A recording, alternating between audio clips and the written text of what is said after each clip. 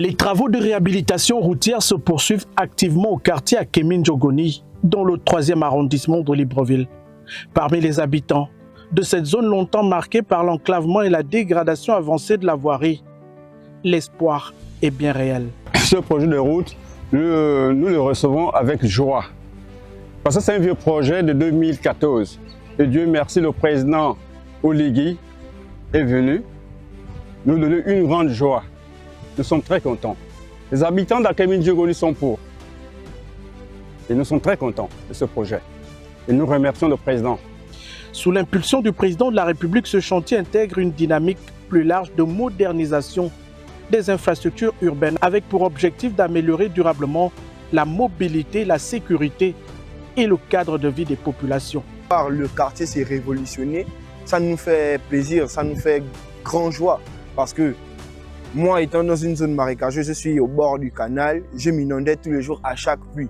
Mais depuis que les travaux sont lancés, il pleut et puis l'eau ne remonte plus au sein de ma maison.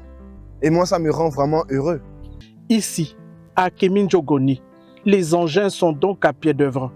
Reprofilage de la chaussée, assainissement des voies, pose de caniveaux et préparation du revêtement final redonnent progressivement à ce quartier sous-intégré une physionomie nouvelle. Ça nous soulage énormément parce que je me souviens, il y a à peine quelques temps, cette route était pratiquement impraticable.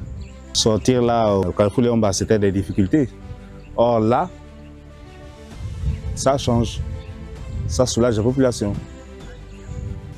Pour les riverains, l'impact est déjà perceptible. Les difficultés d'accès en saison des pluies, les embouteillages liés à l'état de la route et les désagréments pour les transports en commun tendent à s'estomper. Vous remarquez que Akémine-Djogoni est dans une zone, on va dire, zone concave, qui récupère toutes les eaux qui reviennent des différents quartiers environnants.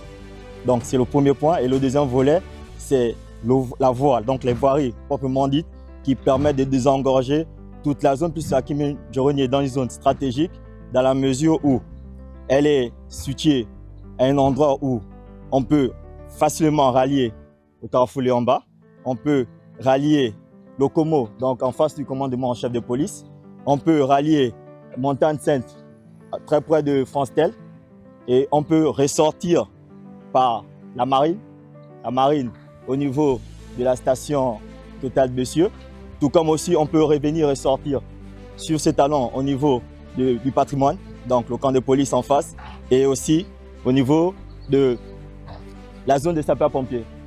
Voilà. Au-delà du confort quotidien, cette réhabilitation ouvre des perspectives économiques et sociales meilleures pour la circulation des personnes et des biens, la valorisation du foncier, la facilité d'accès aux services publics et le renforcement de l'intégration du quartier dans le tissu urbain de la capitale. C'était la forêt, c'était de l'eau, c'était partout.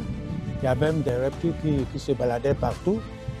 Mais aujourd'hui, nous remercions Dieu, nous remercions quand même le président qui a quand même eu une idée vraiment profite pour toute la population.